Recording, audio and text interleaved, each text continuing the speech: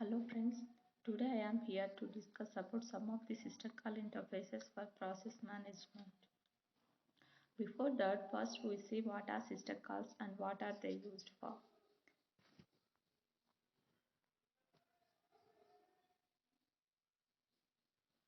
System calls provide an interface to the services made available by an operating system. So we know that our operating system provides us with certain services. Now the system calls, what they do is they provide an interface to the services that are available by the operating system. There are two important points that we need to know about, which is the two modes of operations in which a program can execute, which are known as the user mode and the kernel mode. So let us try to understand what is this user mode and the kernel mode. This user mode and kernel modes are two modes in which a program can execute. So if a program is executing in user mode, then that program does not have direct access to the memory, to the hardware and such resources. But if a program is executing in kernel mode, that program has direct access to the memory, hardware and such resources. So we say that if a program is executing in kernel mode, then it is in privileged mode because it is having direct access to many of the resources. But the problem is that when a program is executing in kernel mode and if the program happens to crash during its execution, then the entire system would crash or your entire system will come to a halt. So that is one of the problem of kernel mode. But if a program is executing in user mode and if it happens to crash, then the entire system does not crash or the entire system does not come to a halt. So user mode is a safer mode of operation, though kernel mode is a privileged mode. So these are two modes of operation in which a program can execute. So we say that user mode is more safe, and because of that most of the programs they execute mostly in user mode. But when a program is executing in user mode, it may need access to some of the resources like your memory or your hardware and so on. So when the program needs access to these resources, it makes a call to your operating system telling that I need access to certain resources. So it makes a call, and when it makes that call, what happens means for an instant the program is switched from user mode to the kernel mode so that it can use those resources. So there is a switching that is happening. So when a program switches from user mode to the kernel mode, that is known as context switching.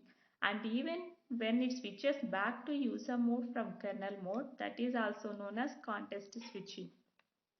So when the program makes a call to the operating system saying that I need to use this particular resource, the context switch happens where the user mode is switched to the kernel mode so that the program can use these resources, and then the call that we are talking about, the call that the program makes in order to access those resources or to go into the kernel mode, that call is known as the system call.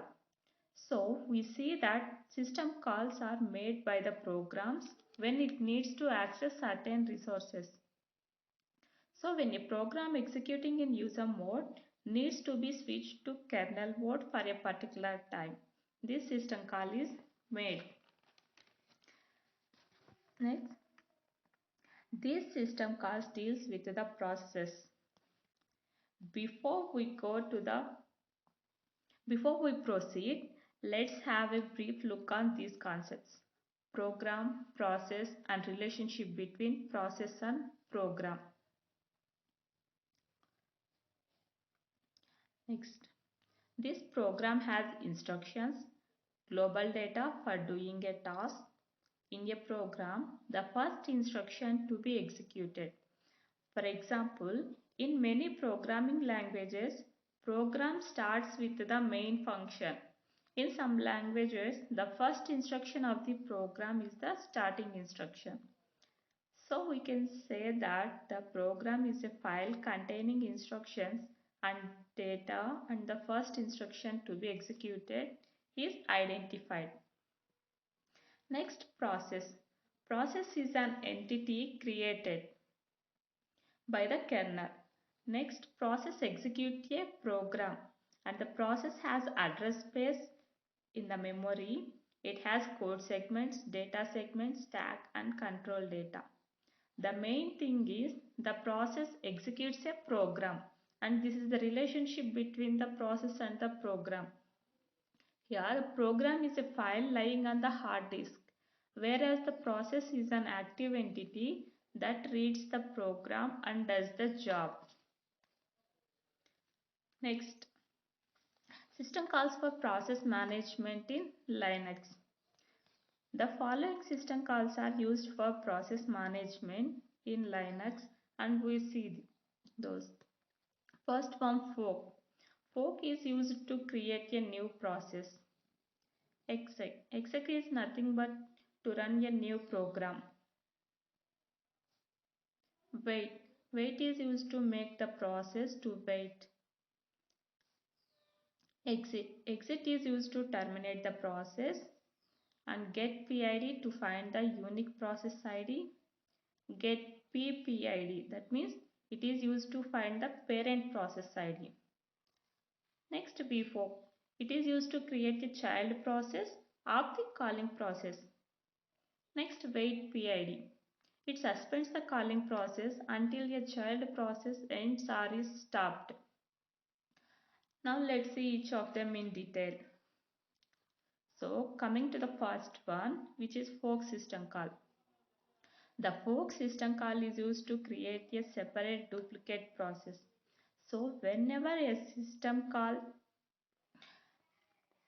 that is, so fork system call is used, a separate duplicate process of that same process from which it is called will be created. Suppose we are having a process running and we want to create a duplicate of process, then we use the fork system call.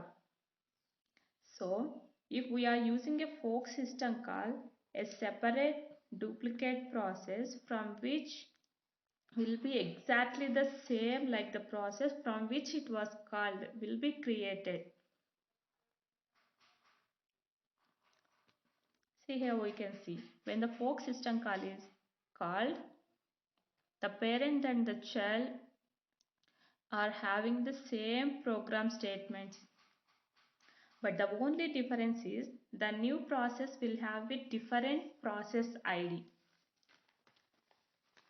So the process from which we call the fork is known as the parent process, and the duplicate process that is created is known as the child process. Let us try to understand this, how this fork system call actually works with few examples. So this is the sample program where we have declared a main function and we are just printing one line here. The line has hello friends and then it has PID. Here we used a function get PID, stands for process ID. To get this get PID is used to get the PID, that means process ID. So here the program will just print hello friends and process ID of a particular process that is running here. So when we run this program, we see the output as, see here we can see the output for this program, that is hello friends with process ID, that is 5824. The process ID may be anything. So this is the output of our program. Now in the same program, if we put fork system call and see how it works. So this is the same example as shown before, but here we are adding fork system call to the previous program. And when we run this program, we see the output that may be printed as hello friends with some process ID, and again it is printed two times. That means here we can see that the program was executed two times. That is because of the fork system call. If we look here, when we put fork here, what happened was this program created its own child process. That means this process was executed two times, once by the parent and another time by the child with two different process IDs. That's what we have to know. That when the fork system call is invoked, it will create a separate process with different process IDs. So here we are observe that the two different process IDs are different, but the contents will be exactly same. Suppose if we are calling fork system call three times, that is three forks in the program, and, and see what will be the output. So when we run the program having three system calls, we can observe that it is printed 8 times with 8 different process IDs at each of the time. Can we understand that? Why is it printed 8 times? So first of all, what happens is that we have the first parent process P1, and it will print hello friends with its PID just one time. When the first fork was executed, this P1 process will create its own child, that is P2. P2 got created, and now there are two processes. Then when the second fork was executed, we see that there are two processes now in our system. There will be child process created for each of these two processes. So for P1, it will create another child process, call it P3, and for P2, it will create another child process, call it, and we call it as P4. Now we have a total of 4 processes now. And now when the last system call of fork, that is the third fork system call was executed, what will happen is here there are 4 processes, and for each of these 4 processes there will be one child will be created. Let's say for P1 the child process is P5, and for P2 the child process is P6, and for P3 it will be P7, and finally for P4 it will be P8. So these are the number of processes that will be created, and now there are no system calls to be executed. So there will be a final of 8 processes for 3 fork system calls. That's why it is printed 8 times with 8 different process IDs. So that is what happened when we use the fork system call.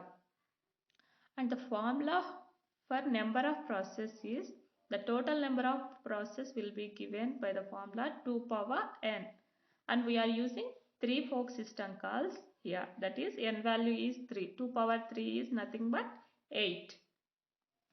Next we go with the vfork system call. Vfork suspends the execution of parent process until child process completes its execution.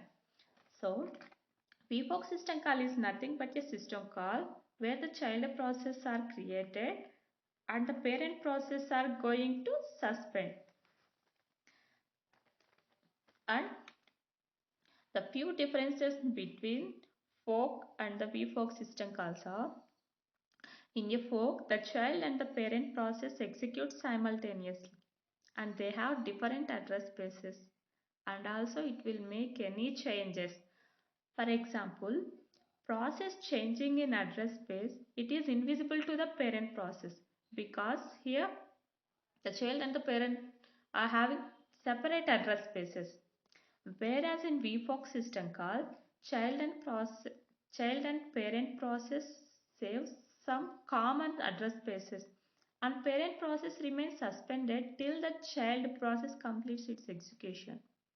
And if any changes made in the way vfork system call, it is visible to the parent process because of the common address space.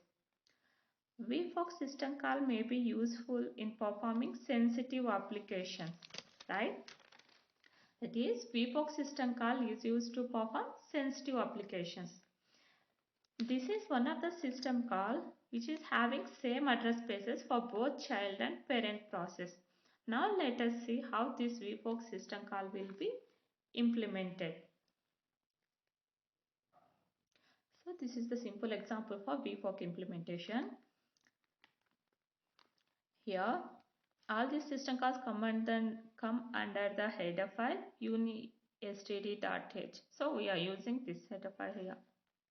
Here PID underscore T is used to return the value to the system call vfork. Then if this condition satisfies, it creates a child process and suspends the parent process.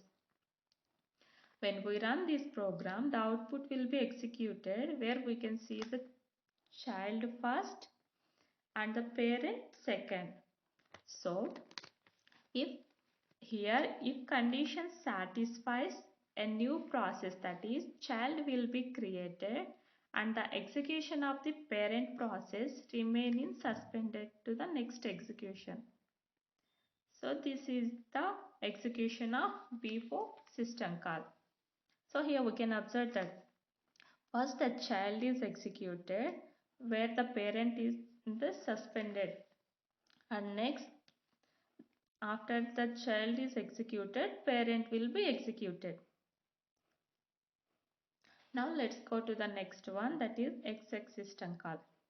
Exec is the generic name for the family of function calls. When an exec system call is invoked, the program specified in the parameter to exec will replace the entire process including all threads.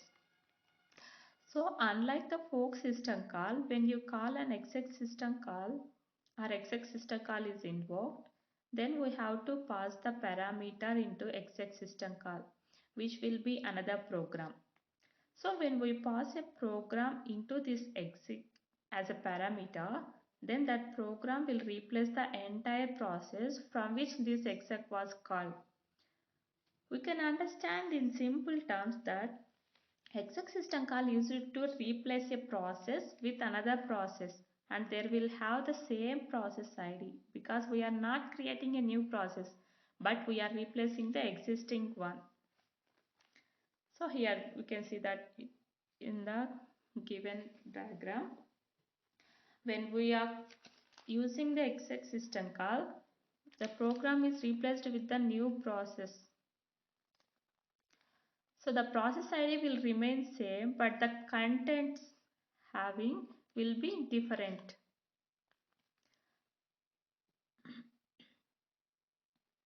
Next, exec family of functions. The exec family of functions replaces the current running process with a new process. It can be used to run any program by using C program. It comes under the header file unistd.h. When a process calls exec, all code and the data in the process is lost and replaced with the executable of the new program. So these are all the some of the exec family of functions. Basically these are front ends to the exec system call. Let's see what each of these functions do and how to use them. The available exec functions along with their function parameters are given below. First one, execl. In execl, system function takes the path of the executable binary file as the first and the second argument. Then the arguments that you want to pass to the executable followed by null. Then execl system function runs the command and prints the output. If any error occurs, then the command returns -1, otherwise it returns nothing. So here in this syntax you can observe that. Next one, execlp. Execl does not use the path environment variable. So the full path of the executable file is required to run it with execl. execlp uses the path environment variable. So if an executable file or command is available in the path, then the command or the file name is enough to run it. The full path is not needed. Next, execl. It works just like execl, but you can provide your own environment variables here along with it. The environment variables are passed as an array envp. So in the syntax you can observe that the last element of the envp array should be null value. All the other elements contain the key value pairs as a string. Next, execv. In execl function, the parameters of the executable file is passed to the function as different arguments. With execv, you can pass all the parameters in a null terminated array argv. The first element of the array should be the path of the executable file.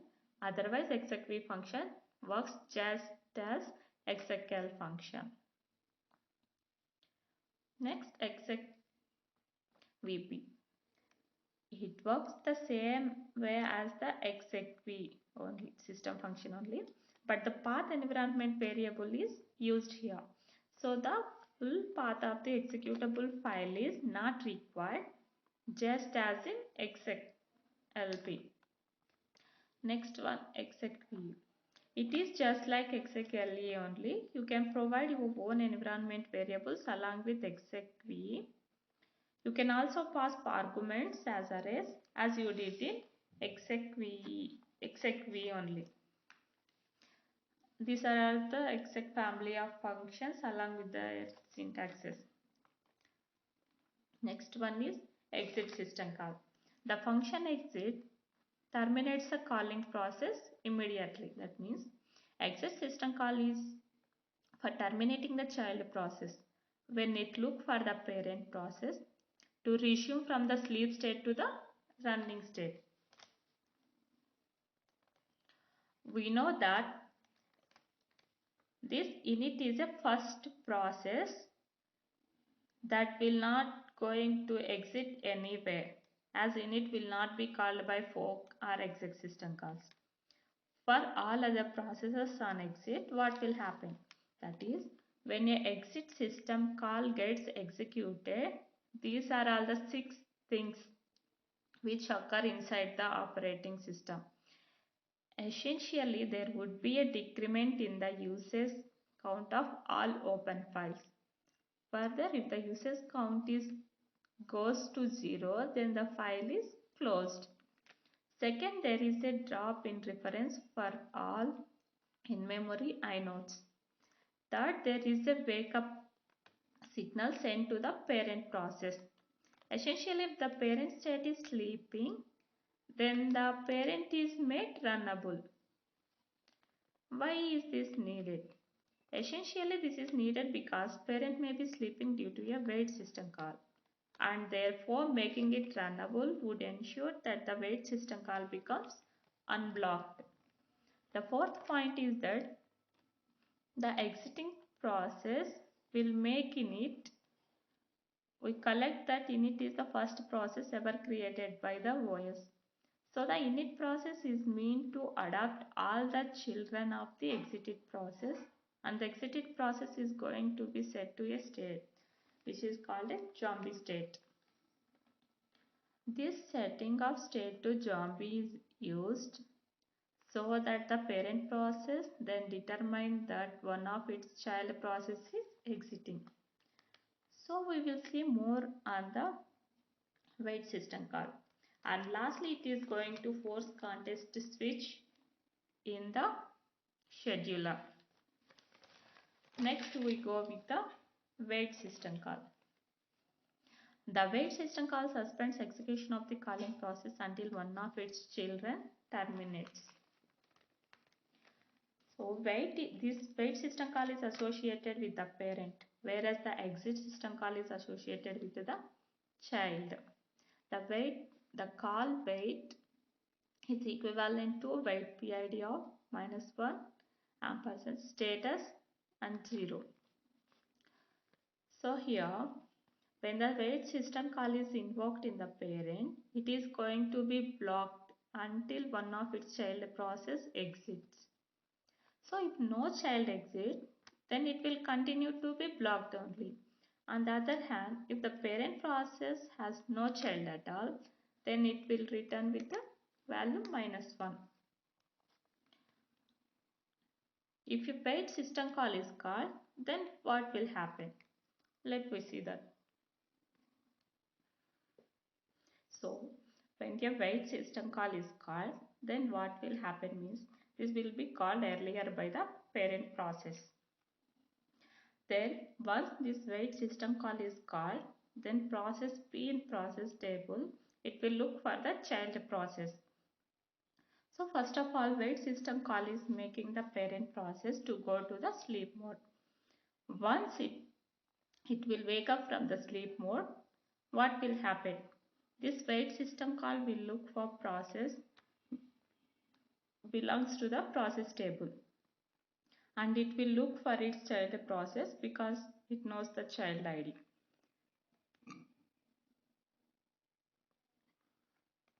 If it does not get the child process, then it will again look up the process table. It will again and again look up the process table for it. Now once this parent process got the child process, that means if it is S, then it will look for the child state. So here the child state is going to change to zombie when the child will exit. Without exiting, it is not going to change. So child, it will look for particular child process, is change it to zombie or not. If it is not changed to zombie, then it will go to the sleep mode because it knows that my child is not exited till now.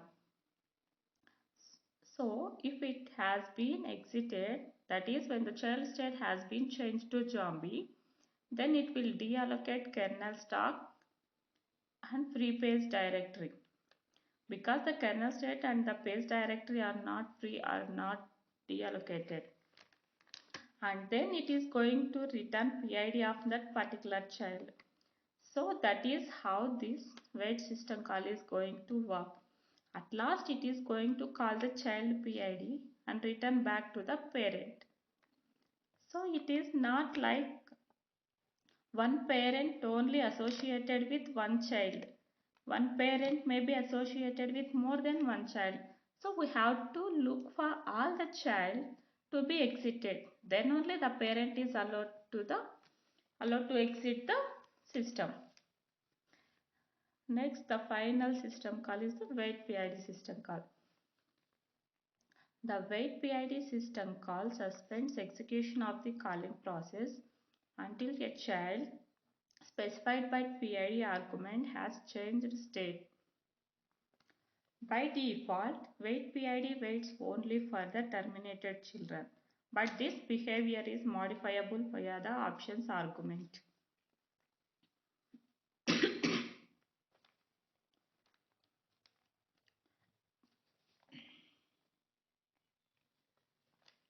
Next, the PID argument specifies a set of child process for which status is requested as the value of PID can be less than -1 and it can be a -1 and it can be equals to 0 and finally it can be greater than 0 also. If the PID value is less than -1, that means that wait PID waits for any child process whose process ID is equal to the absolute value of process ID. If PID is -1, that means wait PID waits for any child process to end. If PID is 0, that means wait PID waits for any child process whose process ID is equal to that of the calling process. If the PID is greater than 0, which means wait PID waits for the child whose process ID is equal to the value of process ID. What does this wait PID do in C? That means, so it suspends the calling process until a child process ends or is stopped. More precisely, wait PID suspends the calling process until the system gets status information on the child. If the system already has status information on an appropriate child, when wait PID is called, wait PID returns immediately. If wait PID returns because the status of a child process is available, it returns a value equal to the process ID of the child process for which the status is reported. Next, if the wait PID returns due to the delivery of a signal to the calling process, then -1 is returned and error number is set to EINTR. So, this is